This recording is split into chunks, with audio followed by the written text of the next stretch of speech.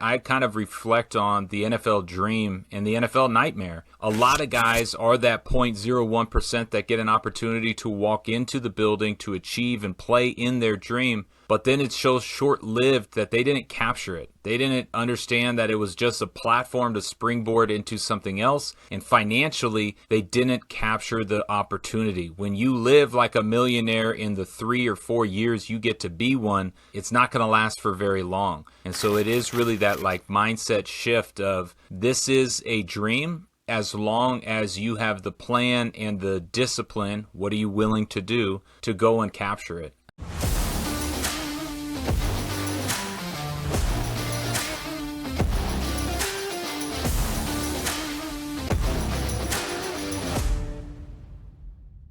What's up, Jed? Good to have you on the show.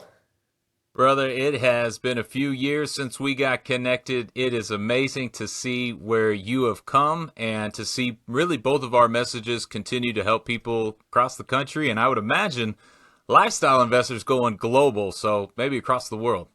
Yeah, we've been very blessed in our reach and having members all across the world, which is really cool. And I'm excited for what you're doing in the world as well, Jed. And you and I share a passion for educating people on finance and investing, and just being wise and smart with your money. And so this is just not something that is taught, and we need to do a better job as a nation. And so I love the path that you're on and the mission that you have, and I'm excited to dive into it.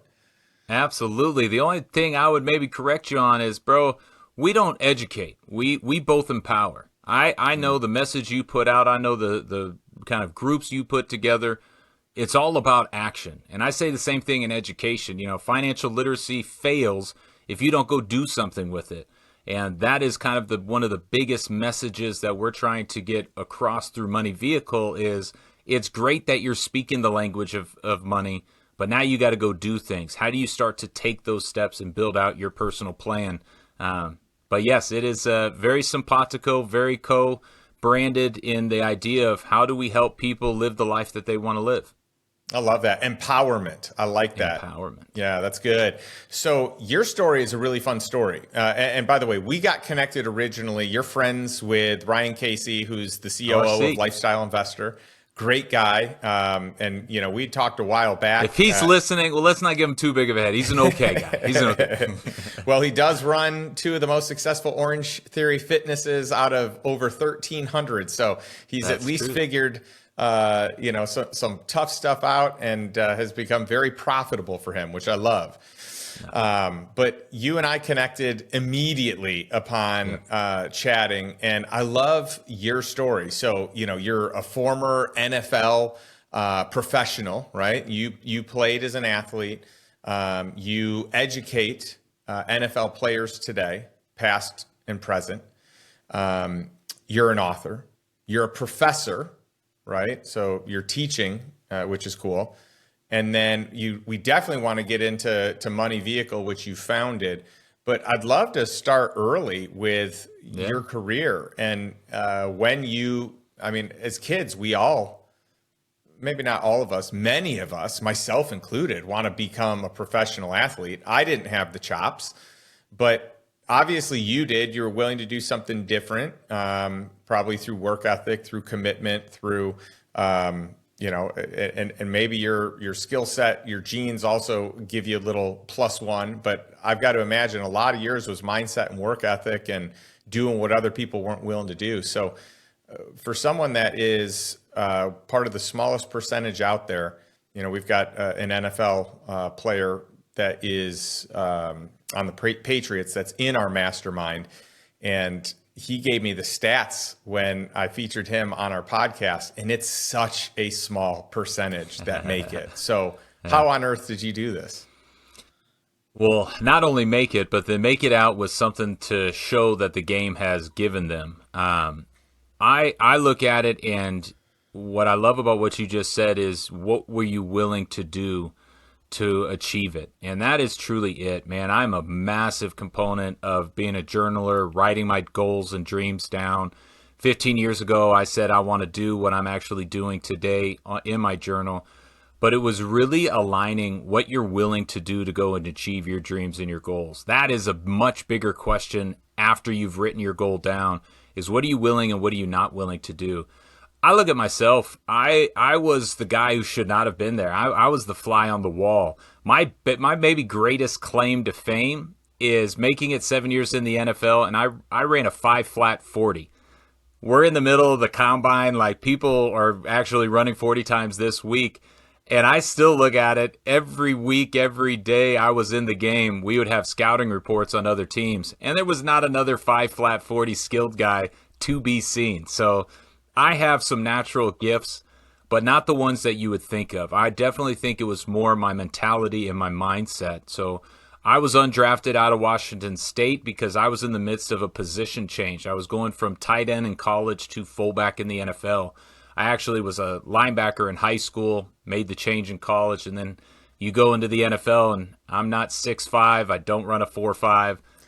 You're not going to play tight end in the league for very long. So as I transitioned, I had a lot of learning to do. Fullback, luckily, is a position of will, not skill. It is, are you willing to go and do the job over and over and over again? Anybody can play fullback for one play. Can you get up and go do it again? So I got cut 13 times. And I wear those as a badge of honor. When I go talk to teams, players, people today, I tell them I'm a great failure because each of those times I got cut, walked out, I forced myself to sit and reflect upon the room I was just fortunate enough to be in. What could I steal from the greatest in the world at what they do? And I actually would walk away, and I've created since a series of principles for myself I call Rookie to Veteran, but it is all around the mindset that I was able to build traveling in and out of those buildings. And so as I look at my NFL journey, my career, being undrafted, being cut a dozen, Baker's dozen times, I look at what I was able to experience. It was an amazing blessing, but it also just put me on a path. And that I think is something that a lot more athletes today are being attuned to, is you got to be an athlete. And being cut was one of the greatest blessings for me because it forced me to think about who I was beyond, even before my journey really even took off. Well, 7 years is a long time, and especially in professional sports. So first of all, the stats of making it are so slim to none. I mean, you're at like 0.01%, right, of the people that play that make it. And then beyond that, I think people think once you have made it, you get drafted. All right, that's it. You're in. And that's not the case. It is, and every season you're retrying out for the position. Absolutely. Your contract is not, I mean, now there's more guaranteed money, but it's still like, there's so many less guarantees than you think exist in that contract, right? So the contract can be shaken up, the contract can be traded, the contract can be reworked. And so it's not only impressive that you made it, it's impressive you made it 7 years, especially in that position, because that's a short-lived position. Most people get injured and that's it. They're done. Yeah, it is a brutal position, and that's one that, like, I had to come to the mindset of looking at my collisions and measuring them in 6-inch battles and really coming to that idea of like, no, man, I'm bad enough. That guy's going to hurt more. He's going to fear me more as opposed to me fearing them. And believe me, everybody looks at like confidence and bragging and all that stuff. Every player on that field feels some kind of way. I feared every time I stepped on the field and had to overcome that. So it's not like I'm some mental like giant. I had to truly work on it each and every day. But yeah, as you look at it, that's part of the blessing and the curse. I kind of reflect on the NFL dream and the NFL nightmare. A lot of guys are that 0.01% that get an opportunity to walk into the building to achieve and play in their dream, but then it's so short-lived that they didn't capture it. They didn't understand that it was just a platform to springboard into something else, and financially, they didn't capture the opportunity. When you live like a millionaire in the 3 or 4 years you get to be one, it's not going to last for very long. And so it is really that like mindset shift of this is a dream as long as you have the plan and the discipline, what are you willing to do to go and capture it? And so it was a good journey. 7 years, no doubt, is a lot longer than I expected to survive. And every year, if you're not one of the franchise guys, which I never was going to be, they're trying to replace you. They're trying to replace you with younger, cheaper, faster. And I remember sitting at tables with guys getting $50 million deals. And in that last season, $27 million was in your 5th year. And you started looking at them and going, do you think you're going to make it to year 5? Because that's a big ticket at the end there. And you start to learn the game of 53 and the game of the business off the field with how salary caps work and why they're backloading and why a lot of guys don't make it to the end of those second, third contracts. And keep in mind, you're paying, I mean, these are salaries, you're paying high taxes on these dollars. So what you see in the papers is, and online and news, that's not take home, right? You owe a lot. And I think the problem is a lot of people live like that money's going to continue on, and it likely isn't. It's probably going to be short-lived, either to injury or to younger people outperforming or to whatever it is. So you've got a small window for most people that make it, which is already a small percentage. And so you've got to get good with your money, except you've never learned how to get good with your money, right? I mean, it's for most people. I mean, you have, and we're going to get into that. I was talking with Justin Forsett, who you may know. Go Bears, Berkeley. Yeah. So he is an athlete who had a long stretch, who had very few injuries his entire time. It's crazy. I think he had one minor injury, and that's it, which is unbelievable for how long he played. But what he did is he left on his own terms, and it was a springboard to the next thing, which is being an entrepreneur. He started his own company and brand that's doing really well. And they've got products in, Target and Walmart and, all the big stores. It's cool to see him and his story, but for him, it wasn't NFL and, or bust. I mean, maybe it was, NFL or bust to get there, but for him, it was NFL for chapter 1 to launch into what's going to be bigger, better, longer for him, which is the rest of his career. And I feel like that has been what your story is like, right? Absolutely. And, nobody tells you NFL actually stands for not financially literate. It is a humbling experience no matter who you are, whether you're an NFL player or a 17-year-old, driving for Uber. You get that first paycheck and you have no idea what to do with it. In the NFL, it's a much bigger paycheck, which just means you get to mess up even larger.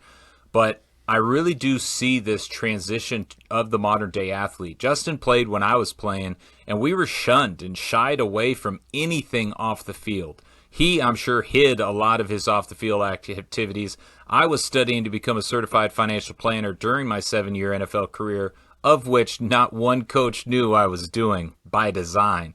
I would hide my books, even though I'd bring them on trips. Nobody knew what I was trying to be because I didn't want them to think it was a distraction. That model has kind of been flipped to where now guys are being so encouraged to see themselves as something beyond off the field, mainly because we're seeing so much struggle in the transition and we're seeing so much struggle in the financial acumen beyond the game. And so if you can start building something while you're playing, while you have the eyeballs, while you have the brand, now thanks to Taylor Swift, the NFL may be the biggest brand in the world. You look at how can you utilize that. It is so neat to see guys like Justin take advantage wholeheartedly, use the NFL, use who you were, who you are to get an advantage, to get an edge, because the other side of the coin is always going to be there. People are going to not give you a chance, not give you credit, not give you what you've deserved. So you need to use it to but all it does is maybe crack a door open. He's busted a door wide open, but we really need to see that as the new template for the modern day athlete.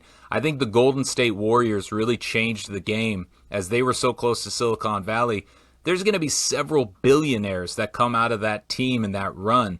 Yes, because they made some good money on the court, but mostly because they made a lot of money off of the court. And that mindset has really passed through all professions, all athletes of, well, how can I go be an investor now? Some guys need to pause and realize that you don't need to throw every dollar you make into an investment, but it is a really neat undertaking seeing these new NIL athletes be introduced to that concept 4 years earlier and really forcing them to say, sports is great, sports is a moment, sports is a part of you, but it is just that part. You called it chapter 1. I love that. Maybe it's chapter 2 by the time you get into college and in the pro level, but that is just a chapter of your life. You got a lot more to live. Oh, I love that. And I love that it's becoming more embraced or more mainstream to, like, you know, be doing other things off the field. I mean, I know Chris Board, you know, who is our mastermind member, who's in the NFL. He has been investing in homes, single family homes, doing rentals for years now, which I just love. I think it's incredible. And, you know, he was very open about that. So I would assume people know that that is, you know, part of who he is and how he shows up. I just think it's incredible. The thing that I have heard and seen, and I've got, you know, a handful of friends that have played in the league and in many of the professional leagues, is that they become a target for, you know, just bad deals and money hungry people. And I just feel like there's a lot of predators out there after high income earning professionals' money, especially if they don't know a lot about investing. And I'm sure you see it all the time. All the time. You coach athletes, right? So not only did you play alongside them, but now you're coaching NFL players. And that's what's really neat. So I went in after I was done. I went into the wealth management space for about 5 years, realized my passion was not there. My passion was in helping students. That student could be a 16-year-old high school kid, a 20-year-old college kid, or a 25-year-old, you know, NFL player. But really being that coach, that teacher. And yes, just last month I had a player finish his NFL season and call me and talk to me about, man, I think my advisor's stealing some money from me. And it's such a humbling and gut check. But it is because he's starting to become more financially literate that he even understood it and saw it. And you do, even in, you know, real estate. Every guy wants to start, I should go buy real estate. Well, you have to be able to review. Not all real estate is a good deal. You know, it's the price, it's the location. There's a lot of different considerations, but you need to be able to speak the language and understand. And that's my challenge. One guy tells me, I want to go start investing. We're going to take the next 6 months to a year and just learn before you take the jump. You have time on your side. You're 24. You got a window of opportunity to invest. We don't need to rush into anything. But that target, you know, I have seen it from day one. One of my high school teammates was Mark Sanchez. Mark has gone through his own, you know, obviously he's extremely successful, but he's been attacked. He's a very educated and smart guy. It wasn't that all players aren't smart. It's we don't speak this language. You walk in and you are introduced to a foreign language and told, yeah, you're the 1%. Go act accordingly when you've never had, for the most part, anyone in your family remotely close to this scenario and situation. So who do you trust? And sadly, a lot of people in that trust tree have, you know, broken the trust and taken advantage. So that is how we're going to flip the script, is see the professional athlete and say, you can no longer just be the talent at the table. You need to be the talent, you need to ask the questions, and you need to know some of the answers or at least speak the language. So when people explain to you the answers, you know what they're talking about. But that's where, you know, people like yourself, people like myself, education is that first step. Empowerment and action is that second step. Yeah, I think it's really important here. I talk about this all the time, that most people outsource their financial literacy to someone else, and that is dangerous. Yeah. You cannot outsource that, not completely at least. You can outsource part of it, but you need to be learning along the way. The best thing to do is to in-house it, to get the education yourself, to at least build a foundation that is very competent. You don't have to be an expert, but at least have some competency around it, and at least bring in some experts into your ecosystem that care about you and you know, can advise and oversee what's going on, and not just so that they do it, but you enlist them to teach you what they're doing. And so you fit that mold. And I think that's why a lot of people have hired you and a lot of people work with you. But I'd love to hear more about that transition into the next chapter of life where you wrote a book and you started Money Vehicle and you build out some courses so that people can learn this. And, we can get into the educational system because it's lacking big time. Yeah, we're seeing the change. So it is coming to the educational system near you. 30 plus states are now requiring financial literacy to graduate high school. But what I realized when I was with wealth management is, one, it's a much easier career choice, great opportunity, great impact, much easier income than financial literacy. I wasn't necessarily going to wake up and be passionate about helping people land the plane. I really wanted to get them to start down the path and start down the journey. And the book came from my workshops. I would stand in front of people and tell these little stories, analogies, fictitious little games and things. And I got to be pretty good at engaging a room and engaging people in a foreign language in this money conversation that I love. And I even this morning had an NFL player tell me the way you break things down, the thought track that you take us on, it is so digestible, so easy. Other people, it sounds like they're speaking, and I go, that's exactly what we're trying to do. So as I looked at it, I started to challenge myself, what would I want? And a gentleman came up to me after the guy who actually brought me in, he goes, hey, this was great. It was actually at his company. And he goes, your question is, Jed, how are you going to teach 1 million students? You can go room to room, you can empower and impact a lot of people, but how do you get to 1 million students a year? And that was about seven-ish years ago. And it really put a bug in my head of how do I take a book? How do I take a live workshop? And how do we scale it across America? And it sent me down a path where I started my business. To tell you the truth, Justin, a lot of my business was going to be public speaking at first. I was going to launch out. I was very confident people would pay me because I'm good at talking in front of a room. And then COVID hit and ripped the public, ripped speaking, ripped my income away. And what I was already building in the background became the only thing. It went from in spare time to all your time. And that's where Money Vehicle made a massive pivot and became my sole focus and only thing, with the intention of the problem, the nationwide problem. We don't teach this in high schools. How do we not teach our high school students how to handle the paycheck, how to speak the language of money?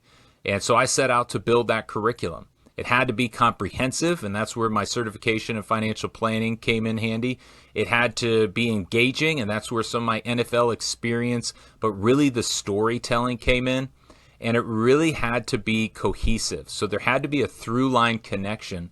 And so as we look at Money Vehicle, it starts as an analogy. We want you to see money as a vehicle, as a tool, something that you control and you drive, not something that drives you. So as you look at, that's the start.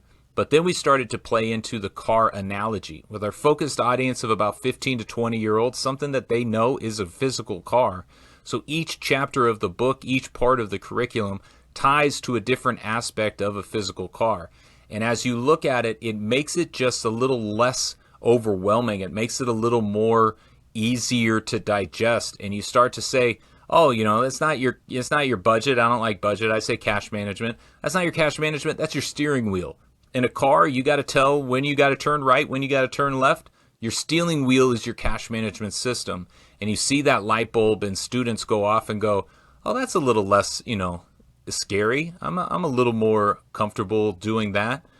And if we can get them to be a little more comfortable, we can get them to be confident, and then we can get them to take actions. And so it's been an incredible journey. And yeah, today I'm proud to say Money Vehicle is being used in high school curriculums in about 23 states across the country. That's incredible. And just to think, just a handful of years ago, there were only 5 states that actually required personal finance for graduation, which is absolutely mind-boggling. So my wife, when we lived in St. Louis, used to teach business classes and most specifically personal finance. And so I just figured at this point, I didn't have to take it when I was younger. So I just figured, though, like that was an oversight. They fixed it over the years. So I couldn't believe that states, the 45 states didn't require it. That's Oh yeah. mind-boggling. Yeah, and there's still in the teens of ones that don't and aren't and struggling to pass it. I know this year New York and California are supposed to pass. Washington actually just put it on their docket. It feels like a no-brainer, and it's sad but encouraging to see the political ties are what is pushing it. Now it is an encouraging thought if you are a politician to say, no, we want to support this. This is a social good and a social need.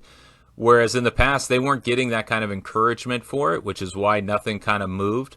But yeah, it's one of those scary things to make a claim. Back in 2018, I said by 2025, I think this is going to be a nationwide mandate. People laughed at me. I started building the curriculum. I've poured my heart, my soul, my obsession into it.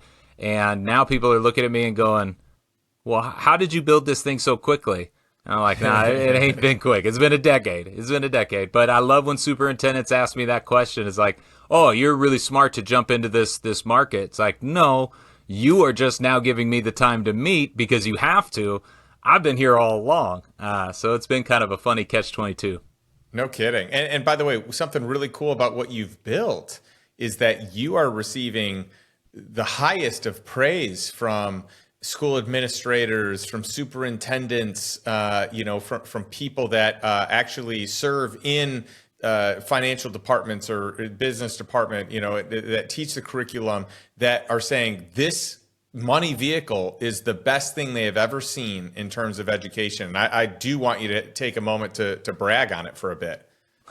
Well, it is super humbling and exciting because it is one of these things. I mean, Justin, it wasn't too long ago, Lifestyle Investor was this thought in your head, and you've manifested it, made it become real. It wasn't too long ago, Money Vehicle was this thought in my head, and it has been a decade of really fine-tuning and continuing to improve it, where we have really turned the corner now. So much of my first 5 years was focused on the student. It was focused on how do we train and teach the student. Working with schools now for 5 years, a lot of our focus has shifted to the educator. What we know is A, teachers aren't the most financially literate people in the world, and B, none of them went to college to learn to be financial literacy teachers. So where we're separating ourselves is how much we're empowering the teacher to be able to stand in front of their room and have this conversation. Yes, we have a full virtual library of co-instructors, myself included, where we can come in and help. But to really have that in-person educator be the muse in the classroom and allow them to speak on it. And in the past, it has been a nice resource to have. Hey, here's 3 weeks or 4 weeks. We're going to talk about some banking stuff and then maybe play a game in a stock market simulator. But Money Vehicle is 18 weeks. It's 100+ hours. It has assessments, assignments. You actually create a character throughout the program and develop a financial plan for that character. Again, with the focus being, how do you make it easier for teachers? How do you make it more engaging for students? As long as we continue down that path and those guiding lights, we're headed in the right direction. But it is no easy feat. Working with schools, the hardest part is getting the introduction, getting that conversation. Again, like you said, we have administrators, superintendents, principals, curriculum people brag about our program after they've seen it. Seeing is believing. It's how do you get, great, Wisconsin just passed the mandate. How do you get introduced to 100 high schools in Wisconsin? You can't do it physically anymore.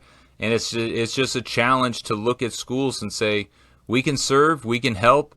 All we need is a little time to be introduced. And that's the challenge of working with school districts, but that's also the large payoff when you say, hey, this school, these 400 seniors, I know exactly what they understand about the language of money now. Yeah, it's great. And it's interesting because, in college, I always thought it was comical that you'd have these people teach, marketing based on these 5 marketing principles, even though they've never done marketing. But at least in the college space, you get adjunct professors that specialized in the thing. They actually did it. They were actually an entrepreneur. They're actually in banking. They're actually in, an entrepreneur. They're actually in real estate. And then they'll come and they'll teach courses. And so, for me, the school I went to, University of Illinois, we were lucky enough to have a ton of them. And that's cool. You don't get that in high school, right? No. You don't get that level of expertise in the non-core subjects. And it's comical to me, or ironic to me, that we would even say this is non-core, but based on school curriculum, it's non-core. It should be one of the primary core subjects, though. And we need subject matter experts like you. So if it can't be done inside the schools, it should be done. And again, I think the private, sector entrepreneurs are solving most of the big problems in the world. Get away from the bureaucrats, get away from the politics, like just build good quality programs, products, tools, resources. And so you're doing great work here. But one thing that I know is that schools are not, like, even the finances of the schools are not managed well. So you have a lot of these schools, not only are they not teaching the subject, but they don't even know it well enough to run a reasonably sound financial business, right? And that's the realization is schools are not businesses. They are functioning entities, but they are not run as a business. And there's probably something to be said is I don't think they can be to a certain extent. But you look at the shift in education over the last 5 years, especially since COVID, you look at where it's going in the next 5 to 10 years, and you start to question what our classroom is going to look like. The traditional classroom you and I grew up in, where we had desks and we all faced the teacher and we read physical books, that is all gone. Like we have a textbook. It's a good textbook. If you can get a 17-year-old to sit down and read the textbook, I'll give you $1. But why we realized everything in the text had to be translated virtually on screen is because our learners are different today. Why we realized we had to create a character project that is going to incorporate artificial intelligence is because these students are dealing with it. This is their awakening. They are going to know way more about all of this. And so part of ours is just almost directing them in the right place, giving them the principles of what money is. We don't teach you how to be a stock picker. We don't teach you how to, arbitrage credit cards. We don't teach you the tricks and the life hacks. We teach you the foundational principles that are not going to change. Beyond that, you can continue to learn your path. But what Money Vehicle is that first mile of money. We want you to begin with these 12 actions and 12 steps and be 1 mile further down the road than when you started. And as we've been talking about, you're usually a mile further than where most people have been throughout their lives, whether they were getting a paycheck or not. But that's my challenge. And to support schools, I ask whoever will listen, what is one thing every one of your high school graduates will have in common? They're all going to get a paycheck. So why is that one subject we have not prepared them for? Yeah, 100% agree with that. And again, I still think it's ironic. By the way, whether it's a business, whether it's an extension of the government, whether it's a charitable organization, how on earth can you run something that is where you don't have some of the best and the brightest to help you be financially responsible, right? So private sector, public sector, however you look at it, it's a shame that these educational systems, and by the way, some are private education systems, some are public education systems. So some on the private side could be making money, right? And on the public side, it's a little different. But regardless, most of them are in just total disarray on the financial side, to the point that it's disturbing, it's shocking. But we've got people that are running these things that don't have the expertise, the knowledge, the know-how to do it. And those are the same people and organizations you're pitching to make sure you're getting your curriculum in that they really need, even though they may not have the funds to be able to do it. So it is just crazy to me. It is a funny thing when you decide on your passion and your purpose and what you're called. The more and more you dive into anything, the more you realize, the mountain you were climbing, as you look up, that mountain gets a little bit higher. And so it's a worthy cause to look at schools and say, we want to help you. But yeah, there are a lot of schools out there that just simply are broken, and it's most difficult to see because the end result is the student. How did they get the same education as the one, a district or two over who had a lot more opportunity? Yeah, well, I love what you're doing. I've got a good friend, Scott Donnell, who started Gravy Stack, and I think that the education there is great, and this is going to more of the youth, a lot younger, getting kids started at a young age with.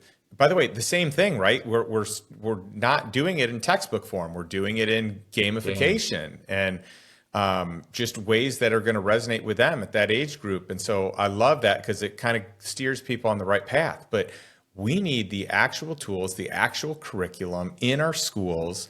And then we need this curriculum even beyond the schools. But at a minimum, we need it in high school, at a minimum. And so I love that you're doing that. What I'd love to do is invite our listeners and those of you watching this to help us problem solve. So here's a problem. We've got the best product of its type out there.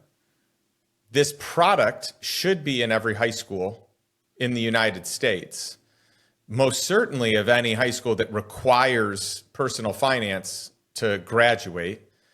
But you've got a broken school system that can't even afford some of the basics that are out there. They can't prioritize what should be and shouldn't be effectively put in place for their students. And so I would love to invite our audience in to just, reach out to you, to me, to make suggestions on how do we get into more high schools? How do we get this great content there? And B, what are some other paths, some other ways that we can go about getting to the high school students to use this, that maybe it's not through that. Maybe it's through the high school sports teams. Maybe it's through the PTOs. Maybe it's through FBLA and, many of the other extracurricular activities, after school programs. There have to be other ways. And I want more brains thinking about this, because this is something that can positively change the world. Absolutely. It is a necessary life skill of today. The retirement system has gone away, and now everybody has to sit in the driver's seat of their own money vehicle and figure out which direction it's going ahead. And stop outsourcing it. Start in-housing it. We need to learn it. We need to be responsible. You can outsource a piece of it, but get the financial education first, right? Absolutely. So love that what all you're doing. Do me a favor. Tell people where they can find out more about you and even get access. I know we have a lot of parents that listen, so maybe their school doesn't have it. Maybe their state doesn't even require it, but they may want to use your educational platform for their kids. Absolutely. So yourmoneyvehicle.com. Yourmoneyvehicle.com is our website. You can get access to the book. The book is readily available on Amazon. You can also get access to 1-hour courses. If you want to spend an hour on cash management, on taxes, on insurance, on what the difference between a 401k and a Roth IRA are, this is what we're trying to do, and this is what we're empowering students to do. Go to yourmoneyvehicle.com, check out one of our programs, one of our courses, and I know we're going to, Justin, offer a course on credit free to all of your listeners. So go to use the link and get the coupon code through Lifestyle Investor. But reach out to me on LinkedIn. I mean, this is what we're doing this for, is to build the network, build the community. As Justin pointed out, more brains, more power, more ideas is how we solve problems. So we're out there, we're fighting the fight, and yourmoneyvehicle.com is how you can join the movement. And keep in mind, by the way, this isn't just for your high school students. This is for people of all different ages at all different levels in life, because I'm very confident there are people that have graduated high school, graduated college, they're in their career, they don't know the difference between an IRA, and or even the difference between a traditional and a Roth IRA, even in the world of IRAs, or a solo K, right? You know, or what does your 401k look like, or that you can self-direct them, and what does that mean, and what does that look like? And so there's all this nuance that I think the vast majority of people don't even know, regardless of whether they're in high school or not. So I see this being a huge win in that niche, but I just want listeners to know, you know, at any age can use this, and there are people that you are coaching in that are professionals. It might not even be professional athletes. Some of them are, but professionals in other industries that are getting tremendous value out of this. So thank you for sharing and for spending the time with us. And I just want to reiterate to anyone who's watching, anyone who's listening, for any ideas you have, please reach out to Jed or me and let us know, what other ideas do you have that we can get this curriculum in more schools and to more students. And the only encouraging thought I will have is, it's not rocket science. It's just a language you've never been taught. All we got to do is start learning the language, and you'll be speaking it in no time. I love it. Well, I love ending every episode with a question to our audience. So those of you watching, those of you listening, my question to you is the same as it is every week. What is one step you can take today to move towards financial freedom and living a life that you truly desire, but that's on your terms? So again, most people live a life by default. How do you live a life by design? What's one thing you can do today to have that impact for you? What's another thing you can do today to help your children have that same impact and help move them towards financial freedom now and sometime in the future? Thanks for tuning in, and we'll catch you next week.